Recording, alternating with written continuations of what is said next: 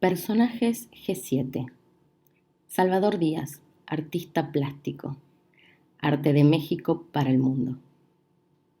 Bueno, bienvenido, Salvador. Qué placer poder contactarme con vos, poder charlar un ratito sobre tu historia y sobre tu arte. Contame cómo estás. Pues muy bien, gracias. Pues gracias por tenerme en cuenta, ¿no? Para la invitación desde aquí en Monterrey, allá a Buenos Aires, un país también. Entonces, pues bueno, mi historia, pues bueno, soy un artista mexicano, vivo en la ciudad de Monterrey, que es una ciudad al norte de México, una capital industrial, pero también pues con mucha riqueza y con un museo muy importante que es el Marco, Museo de Arte Contemporáneo de Monterrey, que digamos, pues tiene una presencia importante en Latinoamérica y ha traído exposiciones internacionales de artistas europeos, estadounidenses, latinoamericanos. Entonces, eso ubica un poquito mi zona. Es una ciudad que le llamamos la ciudad de las montañas. Es una ciudad a mí me gusta y de mucho sol. Pero bueno, entonces a mí me toca nacer en la capital del país, en la Ciudad de México, por cuestiones de mi familia. En aquel entonces estaba mi padre trabajando allá y bueno, me toca nacer en Ciudad de México. Vivo el terremoto del 85 en una zona muy enigmática de México, que es la zona de Tlatelolco y que además fue muy dañada por ese sismo, ¿no? Por esa catástrofe natural. Y eso pues nos hace regresar a Monterrey, que es donde yo ya crezco y me desarrollo como artista. Desde niño siempre tuve la inquietud de dibujar, de pintar, es decir, no había nadie en mi familia que se dedicara antes al arte. Fue una pasión que de hobby se convirtió en profesión de forma natural sin yo darme cuenta, pero ya destacaba en la escuela, en la secundaria, la preparatoria, entonces de manera natural, bueno, yo empecé a exponer a los 14 años de edad, muy chico. A los 12 años, una persona muy querida que ya falleció fue la primera persona que me dio un cheque por un cuadro que iba a ser un regalo de un niño, una persona que yo admiraba. Entonces fueron parteaguas. A los 14 años me iba a un jardín del arte, que pues no sé si ya tengan idea de qué es eso, pero es como una plaza de pintores que se ponen los domingos a exponer sus Okay. cuadros. Y yo siendo un adolescente también pedí oportunidad de estar ahí. Era algo amateur, pero bueno, me fui involucrando. Ahí conocí a una persona que tenía una asociación de la plástica del noreste, que era un lugar muy modesto, pero tuve mi primera exposición individual ahí a los 16 años de edad. Y bueno, a la par de eso ya entró a la Facultad de Artes Visuales de la Universidad Autónoma de Nuevo León, aquí en mi propia ciudad, y estudié el primer año, pero no me gustó los intereses que tenían en ese momento porque no se enfocaban tanto a lo que yo quería, que era la cultura contemporánea, traían otras ideas. Me salgo, estudio yo después en la Facultad de Filosofía y Letras, que es mi carrera, mi licenciatura, y ya después recientemente, hace 2 años, hice la maestría en artes. Eso es, digamos, mi profesión, mi formación profesional, pues un poco autodidacta, pero pues bueno, ya sí me profesionalicé con estudios pues, de arte. Una de las cosas que a mí me llamó muchísimo la atención fue cuán autodidacta fue tu carrera. Más allá de los inicios y por supuesto de haber recorrido un poco tu obra y ver distintos tipos de técnicas, ¿no? Que fuiste explorando a lo largo de tu carrera, llega el momento en el que abrís la puerta para Europa y llegás a Valencia, ¿no? Con tu Sí, arte. bueno, llego primero no a Valencia, sino a Madrid, A Madrid. Santander, Córdoba, Santiago de Compostela. Pero pues sí, fue, ¿cómo decirlo? Fue mi formación sí autodidacta porque, bueno, todo mi aprendizaje, como tú comentas, pues sí fue una evolución que yo desarrollé, ¿no? Por mi propia cuenta, por mi propia inquietud, o, pues sí, de querer descubrir y avanzar en la pintura. Algo que también yo crecí viendo en mi casa fueron libros de arte. Es decir, libros de pintura, me fascinaron en su momento más los del Renacimiento, ese tipo de pintura, entonces ahí va mucho hacia la técnica y bueno, ya después lo desarrollé hacia un lenguaje importante. Luego te comentaba lo del terremoto porque también eso marcó mi inicio en cuanto a mi madurez ya de enfocarme a un tema y desarrollar algo que yo quería comunicar, y fue a raíz de ese terremoto que fue un parteaguas, como un antes y un después de una forma de vida, donde pues digamos hay terremotos que no derrumban edificios, pero sí todo lo que llevan dentro. Entonces nosotros sobrevivimos a eso, que sí fue muy terrible esa experiencia, pero al llegar aquí a Monterrey, pues fue un antes y un después. Entonces quise redescubrir a partir del álbum de familia esos momentos de cómo se conformó una familia mexicana de clase media en la década de los 70s y 80s, en la forma de vacaciones, de escuela, todo ese tipo de cosas. Entonces yo tuve un inicio que empecé con una galería en aquel entonces, pues importante, ahora ya creo que es obsoleta, pero era importante en la ciudad y empecé a trabajar con ella. Y siendo muy joven, entré yo ahí a los 20 años, 19, 20 años, y luego, de otra forma, por otra persona, un curador, me invitó a una exposición al Centro de las Artes, que es una zona muy famosa aquí en Monterrey, que era una zona industrial de acero, y ahora son museos y es un parque Sí, un parque impresionante. cultural. Ajá, y entonces ahí expuse. Y en esa exposición también se estaba formando con su creadora, que es de origen regiomontana, de aquí de Monterrey, de la directora de la zona MACO, la Feria de Arte de la Ciudad de México. Su primer feria fue aquí en Monterrey. Entonces eso atrajo a algunas personas y en eso llegó un galerista, que es Fernando Pradilla, que él tiene la galería El Museo en Bogotá. Él es colombiano, su esposa es española, pero justo coincidió que él estaba por abrir su galería en Madrid. Entonces, él por la feria, yo no participaba en la feria, pero sí como un evento paralelo a la feria, la exposición mía, junto con otros dos amigos, eran tres exposiciones individuales que se inauguraban, con Gerardo Monsiváis, Manuel Matar y Pilar de la Fuente, y yo. Entonces, él visita la expo, está en la inauguración, una persona de otra galería que me conocía nos presenta, y pues me invita a exponer en su galería que está iniciando en Madrid. En ese momento del año 2001, pues también España está en su auge con esta idea del ingreso a la Unión Europea. En cambio, en Colombia, pues estaban todavía con algo de crisis y inseguridad. Y él quería apostar por artistas latinoamericanos, iberoamericanos en Madrid. Me hace la invitación, me da la tarjeta, le tomo la palabra y unos meses después estoy en diciembre exponiendo con él en una colectiva. Y eso fue mi inicio en España y una carrera internacional muy importante porque ha sido una de las galerías que me han dado mayor trayectoria. También trabajé con unas personas estadounidenses, hice cosas muy importantes, pero con él fue un proceso muy largo y de mucha experiencia. Y lo agradezco. De hecho, de esa experiencia, ¿no? Que nace, a mí me gustaría llamar esta entrevista de México para el mundo, porque es lo que sentí al leer tu historia. Después se abrió un mapa a Estados Unidos, Los Ángeles, San Francisco, California, Miami, un montón de lugares, mismo en Latinoamérica, pudiste exponer en San Pablo, en Bogotá, como decís. En Buenos Aires también hubo una exposición, ¿no?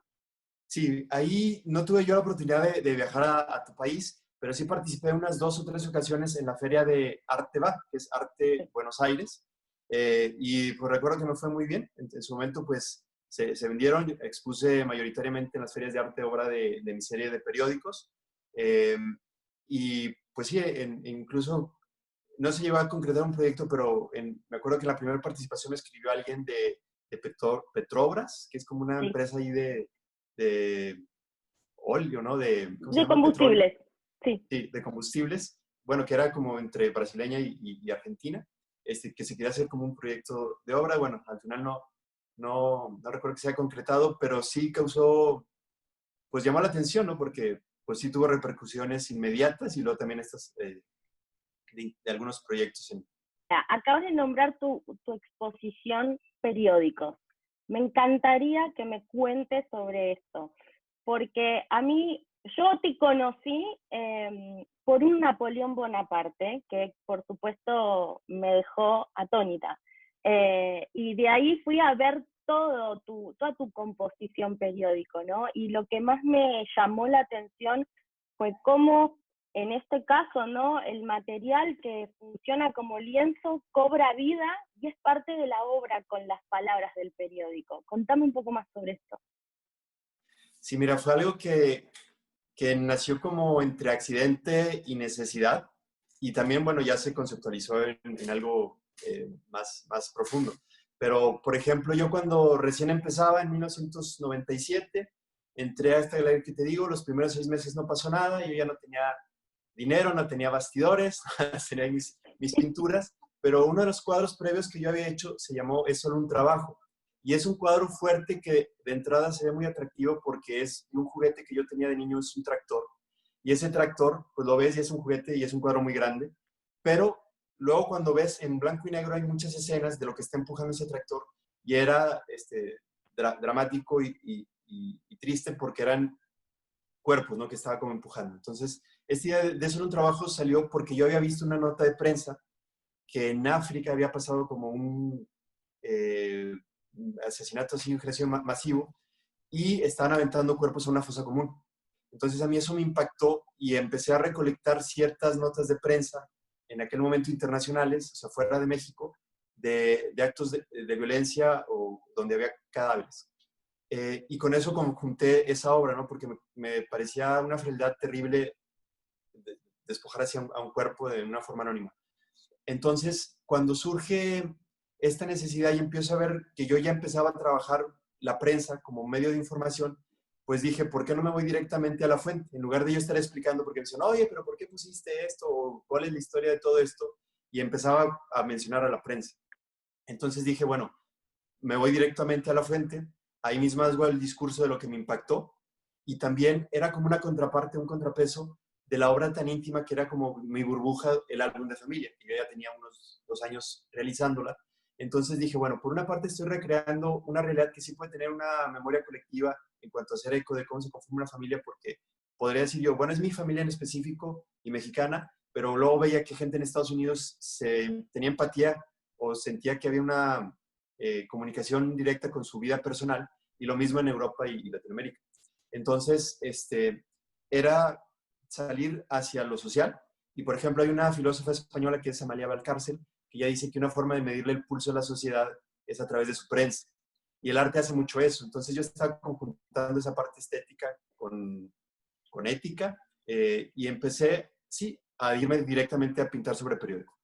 Entonces fue una cosa que me encantó porque primero decía, y también va parte del concepto de la obra, que es algo muy volátil, efímero, porque es una hoja de papel que una vez que la lees la pensamos como algo desechable o para limpiar una ventana o hacer aquí en México una piñata o envolver cosas de Sí, vidrio, tal no cual. sé.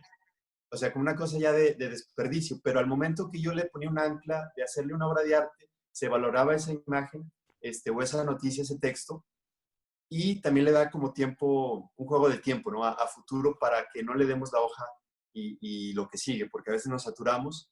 Y después, hablando de eso de violencia, pues en México y aquí en mi ciudad, como del 2006 o del 2008 o 2012, fueron épocas de violencia terrible. Y digamos que lo que yo había visto antes afuera, pues empezaba a ver como una realidad propia de México, ¿no? Desafortunadamente. Pero entonces los periódicos también se volvieron esos diarios de vida y de viaje míos, también personales, como una reciprocidad de cómo nos impacta cuando leemos algo y cómo socialmente podemos contribuir a dar voz a esa noticia. En España alguna vez un reportaje me sacaron, corrige el arte al periodismo, porque pues también era pensar en eso, ¿no?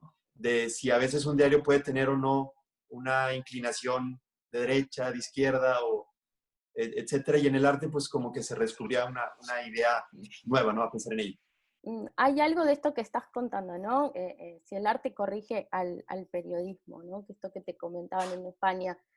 Em, Me pasa al ver las obras que, si bien no siento que el arte corrija al periodismo, sí siento que en el caso de tu arte resignifica las palabras que aparecen en los periódicos, ¿no? A veces estamos, como vos decís, ante la violencia, ¿no? Que vivimos, que es lo que aparece en los periódicos, ¿no? Estamos un poco acostumbrados y anestesiados a las palabras fuertes, y sin embargo verlas resaltar en tu obra es como si cobraran otra fuerza nueva, completamente nueva. ¿Esto vos lo sentís o es una sensación simplemente de espectadora que tengo? No, pues te agradezco que me lo digas, y sí, pues es parte de la intención, ¿no? Porque se crean esos criptogramas, porque, como tú dices, pues hago como una especie de collage a la inversa, porque no estoy pegándole pedazos de papel, sino estoy sacándole la vuelta a las palabras que quiero dejar con la pintura y cubro otras para hacer énfasis en una idea. Y también hay una especie de azar y divertimento, porque cuando veo una noticia en la hoja, el periódico doblado, la saco y extiendo, y entonces veo publicidad y veo otra noticia que muchas veces no tiene nada que ver unas con las otras. Entonces, pero a veces las palabras sí coinciden para reforzar y darle un mayor sentido y fuerza a eso. Entonces, para mí, pues me divierte mucho, pero también es un juego de inteligencia, ¿no? entre azar o a veces como pues de espía. Ahora sí es cierto, coincido de que no pienso que el arte corrija al periodismo, no al periodista, porque pues yo creo mucho en los periodistas e incluso mi trabajo lo veo como un trabajo conjunto o de extensión a lo que ellos hacen, ¿no? Porque me Sí. permiten como si yo tuviera ojos en la calle o en el mundo a distancia. Y eso pues me fascina. Y era parte de mi intención primera o primaria para yo trabajar con prensa.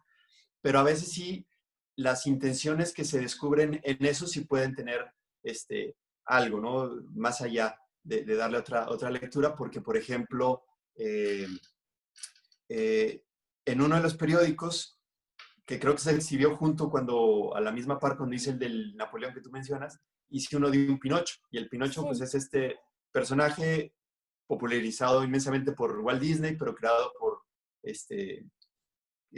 Collodi, creo que era Sí. un italiano, como un siglo antes.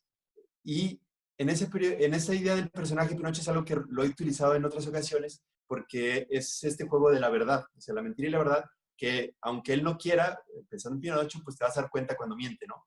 Entonces la verdad siempre está ahí presente. Y en ese periódico yo le agregué una frase que era de Picasso, si no me equivoco, originalmente, donde él decía que todos sabemos que el arte es una mentira, pero que es una mentira que nos permite conocer la verdad. Entonces yo creo que por ahí va esa idea de esa corrección a Bueno, través del arte, ¿no? Porque nos vos permite sabés que repensar. te adjunto a esto que decís, que no lo sabía, esta frase que mencionas, que Napoleón decía que la historia es un conjunto de mentiras que se pusieron de acuerdo. ¿No es cierto? El mensaje es fascinante, ¿no? Y cómo nosotros tratamos, eso sí viene del arte, por supuesto, de interpretar la realidad, ¿no? A veces de las maneras más dolorosas, a veces apaciguándola un poco. Me quiero ir a la adaptación de los periódicos en las obras. Estuvimos hablando del mensaje, de las palabras, de cómo surge eso en vos, de quizá consciente e inconscientemente qué reacciones, ¿no?, generás en los espectadores, en los que estamos admirando tu obra, pero además se adapta el periódico a la historia del personaje, ¿no? Lo que vi, por ejemplo, hay uno fascinante de Estados Unidos donde está el famoso póster de I Want You, ¿no? Para la guerra de Vietnam. Para Los, reclutamiento. los periódicos en su propio idioma, ¿no? Y en francés para los personajes franceses. Esto de adaptar el periódico, el lenguaje que vas a usar al personaje que vas a pintar. ¿Cómo es ese desafío? Ajá. Pues mira, algo que, comentando lo que te decía de que yo crecí viendo pinturas y que eran pinturas occidental, europea principalmente, que claro, hay artistas mexicanos que después descubrí y me fascina, pero me llamaba mucho la atención el lenguaje universal de la pintura porque es visual. Entonces, porque podría ver yo a lo mejor una pintura de Rubens, pero pues yo jamás podría haber conversado con él en flamenco, Claro. etcétera, ¿no? Entonces, eso fue algo de descubrir que te llega el mensaje directamente sin importar el idioma, entonces hay una comunicación plena. Al trabajar yo con prensa y con palabras y de distintos idiomas, pues sí, por una parte es un reto, pero también me daba una ventaja porque si veía a alguien en Alemania en una feria en Colonia, un periódico mío pintado con el Frankfurt, el periódico alemán, pues pensarían inmediatamente que era un artista alemán, ¿no? O sea, como que me podrían meter a la sociedad de cada parte, de cada lugar, y pensando en este pulso de la sociedad, pues es cierto, ¿no? Porque de forma local, eso que para nosotros nos llega como internacional, en cada zona, pues lo vemos como una realidad que cada quien conoce en su comunidad. Entonces, en los retos, pues bueno, en alemán, pues a veces sí me pongo a investigar un poco las palabras del idioma para más o menos saber por dónde o no cometer ahí algún error. El inglés, pues bueno, más o menos es un idioma que sí conozco, el portugués también un poco. Entonces, pues con eso he podido jugar un tanto, ¿no? Pero sí, en la idea de hablar de un Napoleón, pues si consigo prensa o conozco algo de su biografía de las ciudades, países que conquistó y reúno prensa con eso. Entonces sí también hay algo de investigación cuando son obras que sí van con una biografía, porque eh, este cuadro del Napoleón, pues hay dos versiones hasta ahorita que he hecho, son cuadros muy grandes de 3 metros. Sí. Y el mismo, el David, el pintor francés original, que pintó esta obra, también creo que hizo 5 versiones del mismo cuadro, de Napoleón cruzando los Alpes, ¿no? Esta pintura maravillosa que va en el caballo, también idealizada porque en el original y en el look puedes ver otro que pues iba en un burrito, ¿no? En realidad, en un asno. Pero necesitamos ver al emperador, en el burrito no Sí, cerraba. no funciona, pero pues ahí va esa idea. Pero también mi idea no es hacer una nostalgia al pasado, ¿no? Si siempre con la prensa pues va hacia el presente nuestro, de nuestra realidad, y es esa idea de tiempo que siempre me ha fascinado, de cómo presente, pasado y futuro, pues conviven y se traslapan simultáneamente, ¿no? En nuestra realidad. Y hacemos juegos pues, de memoria con el pasado, de inteligencia con las decisiones que tomamos en el presente y de imaginación hacia el futuro. Y ese es el juego que me gusta hacer o integrar con la prensa. Porque si bien he tomado el personaje de Napoleón es porque vi notas de él en esta década del 2010 al 2020, donde siguen sacando notas de él. O por ejemplo de Einstein, donde a veces en una publicidad de pizzas le ponen su cara por no sé qué, o de cosas de internet, y se reviven o se manejan de otra manera los personajes, entonces ahí es cuando los tomo de excusa, los retomo para profundizar en ellos. En el caso del Napoleón, si hay uno que es exclusivamente, directamente el Napoleón, con prensa y va un poco con diarios franceses, italianos, alemanes, de todo lo que fue su conquista. Y el anterior se llamaba El Príncipe, pero ahí también era otra combinación con la obra del el título igual de Maquiavelo, de estas relaciones de poder, ¿no? Porque también Napoleón mencionó una vez que su libro de cabecera era El Príncipe de Maquiavelo, entonces de ahí hago la conexión. Y en ese periódico, que a lo mejor en las fotos que ustedes pueden ver en línea, como no se ve a detalle la lectura tal cual, pero conjunté periódicos de los líderes mundiales en ese momento en el mundo. Entonces Sí. estaba Putin, el de Rusia, bueno, que todavía sigue, pero también estaba Obama en Estados Unidos, Sarkozy en Francia, Blair en Inglaterra. Y bueno, pues ahí se conjuntaba esta idea de que una obra clásica, El Príncipe, que a mí me tocó verlo en una clase pues de filosofía con un maestro, Gian Piero Bucci, italiano, donde pues hablábamos de esto y bueno, quise retomar esa realidad que aún 500 años después más o menos, pues seguimos leyendo estos autores y siguen teniendo vigencia a nuestra realidad porque pues tocan algo humano y bueno, a veces nos seguimos renovando, pero tenemos los mismos problemas que resolver o tenemos también de base la historia como para pensar en ellos y Quisiera resolver. hacerte una pregunta quizá algo personal, ¿no? El arte, no puedo hablar del arte ni de los artistas generalizados, por eso te tengo a vos. Para vos, ¿tiene un poco de responsabilidad el artista en volver a traernos estas historias que con la modernidad, la digitalización, ¿no? Estamos como un poco perdiendo esa conexión con la historia, con estos grandes personajes? También has pintado a Frida Kahlo.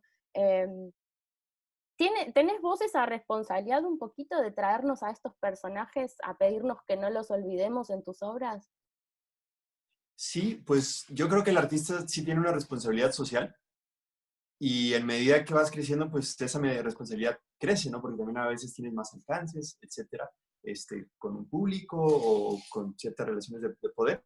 Entonces yo creo que sí, pero no es para repensarlo, ¿no? Porque también si vemos ahorita todo lo que se está haciendo pues que se están derribando monumentos, una serie de cosas, Black Lives Matter, el Me Too, todo ese tipo de cosas, que es muy cierto que tenemos que pensar y cambiar esa actitud, ¿no? De los comportamientos que pudieron haber tenido otras personas de forma equivocada. Entonces, pensar en la historia pues, y hacer esas extensiones, pues sí, creo que es una responsabilidad para reentender nuestra realidad. Ahorita tú mencionaste pues la idea de modernidad y ahorita pues vivimos una posmodernidad o posmodernidad donde ya ha Sí, habido sí, sí. ese desencanto y más en países como los nuestros latinoamericanos o poscolonizados, donde también tuvimos un origen nativo que se vio ahí eh, Sí, coartado. aplastado. Una historia Ajá, coartada, sí.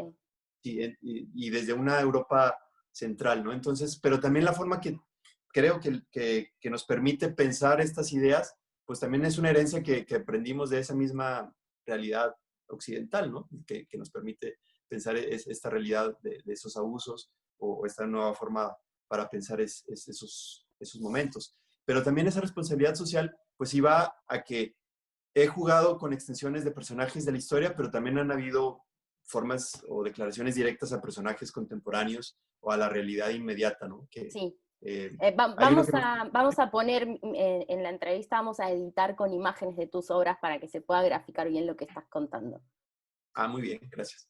Sí, perfecto. Entonces, pues bueno, hay esas contrapartes porque, por ejemplo, hay una obra mía que no es como todo el virtuosismo desplegado con técnico de pintura como el del emperador, que bueno, ese es otro, el traje no del emperador, o el del príncipe, el del Napoleón.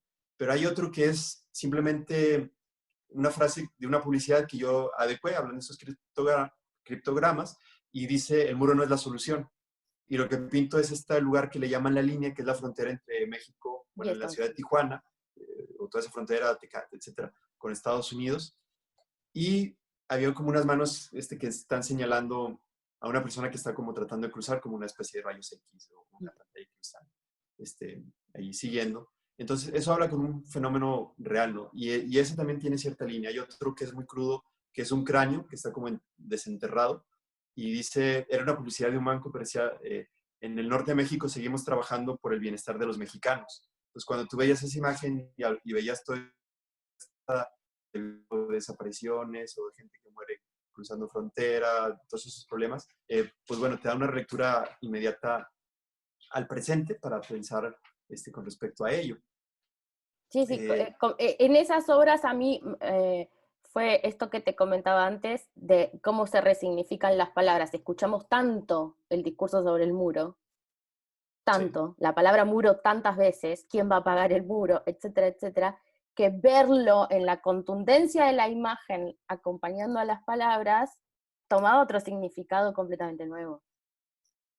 Sí, pues te hace pensar en ello, ¿no? Como estar ahí y cuando lo ves en prensa, pues sabes que es algo que está ocurriendo, ¿no? Que está vivo y que no está tan distante, o sea, realmente es algo muy inmediato y así lo vimos o lo vivimos o aprendimos aquí en Monterrey, porque cuando empezó todo esto de la violencia con el narcotráfico, pues lo veíamos que iniciaba en la frontera con un estado vecino que es Tamaulipas. Y aunque estamos a 3 horas de distancia, pues lo veíamos como muy lejano, ¿no? Y de repente claro, pareciera que explotó en la calle, en la cara, en nuestra ciudad Monterrey, que es en el estado de Nuevo León. Pero cuando empecé a hacer como cierta investigación o leyendo periódicos, porque tengo una habitación llena con prensa desde 1998 que no he podido pintar. O sea, yo hasta ahorita he pintado 1000 obras, 1000 en periódicos, y tengo como 10,000 hojas que voy seleccionando día con día. Pero entonces cuando entro a buscar una noticia y me encuentro con una nota de 10 años atrás o 20 años atrás, hay eventos que en periodismo ya se estaban mencionando y que por alguna otra razón nos pasó de largo, ¿no? Porque te llamó más la atención la nota de al lado o una cosa de entretenimiento banal. Y ya cuando lo ves así o un evento y lo conectas con otros, pues toma mayor fuerza y sentido que a veces eso es hecho esas series, pues cuando hago la obra monumental donde reúno varios periódicos, a veces de distintas fechas, pero sobre un mismo tema y le da una línea de tiempo también interesante, ¿no? Un espacio más amplio para entender. Realmente me parece maravilloso y de una, como decías antes, ¿no? De una exigencia en cuanto al poder interpretativo en el lugar en donde nos pone a nosotros, los que estamos disfrutando de la obra, y jugar con nuestra inteligencia y con el mensaje, con las palabras, con el ánimo de resignificar el lenguaje, me parece de verdad estupendo. Antes de que vayamos terminando, quisiera preguntarte algo como latinoamericana. El camino del artista no es fácil en ningún lugar, pero mucho menos en Latinoamérica. Si bien quizá por una serie de eventos en los que se juntó la suerte, la casualidad y el ímpetu artístico que llevabas dentro, lograste construir una hermosa carrera. ¿Qué podrías aportarle hoy desde un trecho recorrido a los nuevos o pequeños o principiantes artistas latinoamericanos? Sí, pues pensar que como latinoamericanos yo creo que ahorita en realidad tenemos una gran ventaja porque lo que está efervesciendo en nuestras ciudades, pues nos impulsa a tener material en qué pensar y a creer, ¿no? Y a resignificar esa realidad que aprendimos en un principio de Occidente y que para ellos también debe ser muy interesante. Y hay ejemplos muy buenos de artistas latinoamericanos que están en el top del mundo, ¿no? Entonces, en ese sentido, yo creo que sentirnos tranquilos de que material y circunstancias para crear, impulsarnos y tener una voz o una necesidad de qué decir y dar voz a otros es bien valioso y es importantísimo. Por otra parte, pues yo siempre he sido un optimista y he pensado que aunque hay artistas que hablan de cosas muy fuertes y del pesimismo, en el fondo todos tenemos que ser optimistas porque si no, no te dedicarías al arte, ¿no? Por lo mismo que tú ya comentaste. En el fondo tienes que ser optimista porque vas a dedicarte a algo en lo que vas a contracorriente, una necesidad que en principio nunca va a ser prioridad, pero que hasta el momento que existe y alguien la crea y hace reflejo en los otros, pues se dan cuenta que era algo que te hacía falta en la vida, ¿no? Redescubrir el arte para tener una vida más plena, ¿no? En ese abanico de posibilidades de todas las profesiones que existen. Pues ese escape también lo hemos dado con esta realidad de la pandemia, que es un año inverosímil, 2020, pues también creo que nos hemos volcado mucho a un contenido digital y en ese contenido digital pues va de la mano con creativos, ¿no?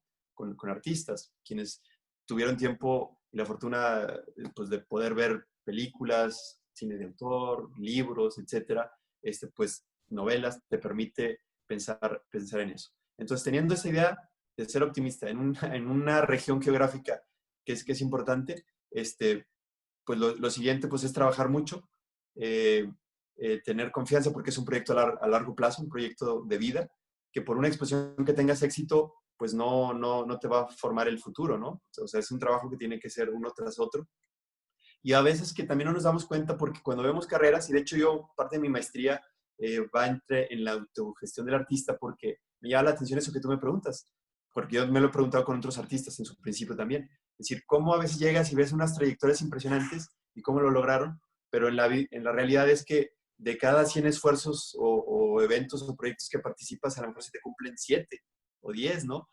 Y 90 te lo negaron, no te funciona, claro. rechazaron, y entonces también tienes que tener una seguridad contigo mismo de que mientras tú completes y hagas bien lo que hiciste, pues ahí que no quedó de tu parte, ¿no? Porque a veces, y no te puedes frustrar por eso, porque si no coincidiste por un criterio de una persona, pues al siguiente va a ser otra persona y lo va a ver con otra lectura, ¿no? Y entonces va a ser tu oportunidad, tu momento. Esa es otra parte. Y otra, pues también que a mí me ha servido mucho y es ser buena persona. O sea, a veces no pensamos en eso o pensamos que los artistas son de tal o cual carácter, pero pues yo soy una persona sana y eso me permite, pues físicamente estar mejor, estar en mis 5 sentidos en todo momento. Y también pensando a largo plazo o también pensando incluso en mi misma existencia, ¿no? Si a veces dices, pues apenas pagué el seguro de gastos médicos o no lo tengo, pues me tengo que cuidar porque si me pasa algo, pues bueno, ¿quién va a responder por mí, no? No hay un apoyo a largo plazo. Entonces, es eso y otra, pues seguir viendo pues mucho arte, seguir investigando, seguir siendo espectador, ¿no? De todo lo que los demás hacen, porque sí tienes que ser alguien pues intelectual, seguir aprendiendo, seguir formándote, seguir buscando incógnitas que resolver. Yo creo que cuando haces eso, pues ya vas encontrando en el camino personas que te van a ir apoyando y hacer comunidad. Ahorita, por ejemplo, pues a ti te agradezco este interés porque estamos generando eso, ¿no? Tú me estás dando una difusión a generar otras ideas más allá de mi entorno aquí inmediato y esto pues igual me va a conectar en línea con otros artistas que me van a escribir o yo voy a conocer a raíz de lo que también siga leyendo después de los demás que tú entrevistes y eso pues nos va generando puentes, ¿no? Y a mí siempre me ha gustado más construir que destruir o sumar que restar. Y en ese sentido, pues es cuando multiplicamos y no dividimos. Bueno, yo creo Entonces, que en esta situación, como vos decías, ¿no? Bueno, de pandemia, donde todo se volcó a lo digital, quiero recalcar que hay un aporte enorme de las nuevas plataformas para que esta información nos llegue. Digo, yo estoy literalmente en el fin del mundo y el arte que está siendo creado en este momento en distintos lugares nos llega a través de un Instagram, ¿no? Porque así llegué a tu primera obra, la primera obra que en realidad me encontró ella a mí, por una foto en Instagram. Y obviamente juega mucho la curiosidad del espectador, ¿no? Decir quién es este artista, ir a buscarlo, y leerlo, y ver más obras, y buscar su sitio, y ver todo su trabajo. Hoy, digo, tenemos esta posibilidad de que no necesitamos estar en Madrid en un museo para recibir este arte, ni en el Museo de Arte Contemporáneo de Buenos Aires, ni en el de México. Nos está llegando. Entonces, creo que es un excelente momento para esto que decís, para comentarnos, digo, así como alguien se pasa un meme, que también me parece una expresión artística muy interesante, Sí, como tienes alguien razón. se pasa un meme, recomendarnos entre personas que sabemos que nos interesa esto, hey, mirá este artista mexicano, mirá sus obras, visita su página, acá está su Instagram. Es un gran momento para poder esto, ¿no? Hacer el pasaje de la producción artística del espectador al espectador, que antes no sucedía. Sí, eso, pues sí, dentro de toda esta tragedia es algo que nos ha beneficiado, ¿no? Porque se dio un aceleramiento y los mismos museos y galerías y nosotros artistas pensamos en eso, ¿no? En, oye, esas cosas digitales de la página que a veces lo veías como algo, pues nomás para que existiera, pero no le dabas un contenido y pensar en recorridos virtuales o las conversaciones. Y ahorita sí, ¿no? Y es cierto. Yo retomé una conversación con un amigo artista que es de francés, que vive en Dinamarca, y fue una conversación en Instagram, ¿no? De un proyecto que él tiene que se llama Emergency Room. Y así también yo pues, he visto charlas en el Museo Metropolitano de Nueva York o el Sí, Whitney o gente en Los Ángeles. Y entonces eso sí nos ha conectado a esta idea de globalización para tener un acercamiento a contenido. Pero claro que esto yo creo que pasando esto, va a ir de una forma paralela, ya enriquecida, como una plataforma muy valiosa, pero que nunca va a sustituir la experiencia de ver una no. obra en vivo, ¿no? Y experimentarla y ver a detalle, los colores, la presencia, toda esa idea de la experiencia que te da una obra.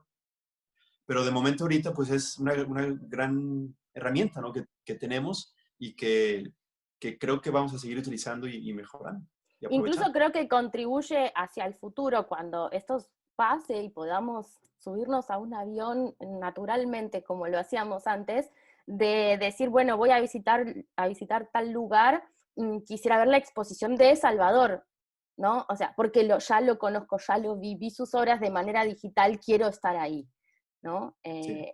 Y que uno pueda programar esto del turismo del arte, que a mí también me llama muchísimo la atención, esto de poder programar unas vacaciones en torno a una experiencia, en este caso la artística, y visitar a artistas que a uno le gustan, que no tuvo todavía la oportunidad de ver sus obras de manera presencial. Quisiera, no voy a decirte ya más cosas lindas porque ya te dije un montón, pero quisiera agradecerte. De verdad me siento muy afortunada de haberte podido entrevistar, escuchar tu historia. Insisto en que me pareces talentosísimo y que hacía mucho tiempo que una obra no llegaba a mí y me pegaba en la frente con todo esto que decíamos, ¿no? El mensaje, el lenguaje, encontrar las palabras, que jugara la obra con mi inteligencia me parece maravilloso.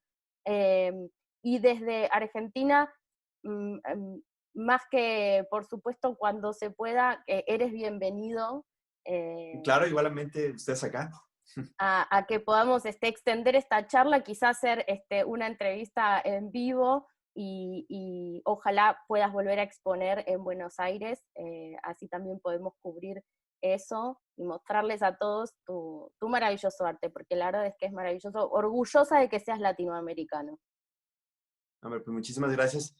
Y pues sí, yo encantado, porque pues precisamente estamos eso, ¿no? Creando comunidad. Igual aquí también en Monterrey, pues no soy el único artista y también hay mucha gente que hay que descubrir. Y en Argentina, pues ni se diga, ¿no? Entonces, pues que este sea el principio, pues de una amistad y de un diálogo con todas las personas que estén teniendo y vayan a tener alcance a esta conversación. Y pues agradecido, ¿no? Qué bueno, iniciando amistad argentino-mexicana con el arte de por medio. La verdad que es un placer. te quiero mandar un beso enorme, de verdad te agradezco, para mí fue un placer hablar con vos, ojalá, de verdad lo digo, que se repita, eh, Claro. y, y tenés ahí 1000 periódicos para seguir creando y seguir regalándonos esto, que de verdad es maravilloso. Pues gracias, gracias. Y bueno, también a la comunidad argentina que sé que también aquí hay en Monterrey, porque por ahí te había comentado antes que tengo un amigo Ah, este, que, el profesor de tango. que un profesor de tango que nunca aprendí, pero pues bueno, y además la carne argentina, que aquí hay unos restaurantes que también hay buena carne aquí en Monterrey este, y eso pues también se disfruta. Aunque ya con más medida, con todos estos nuevos aprendizajes del consumo y de medio ambiente, etcétera, pero bueno, todo ese aprendizaje y Bueno, podemos intercambiar combinamos gastronomía ahí con un podemos restaurante de intercambiar carne mexicana. gastronomía, tragos, la coctelería mexicana es de un muy alto nivel, así que también podemos intercambiar eso. También es cultura, así que la Claro, gastronomía, y así que también podemos disfrutar de eso. Muchísimas gracias, Salvador. Obviamente quedamos en contacto y de verdad otra vez te felicito. gracias Gaby, hasta luego.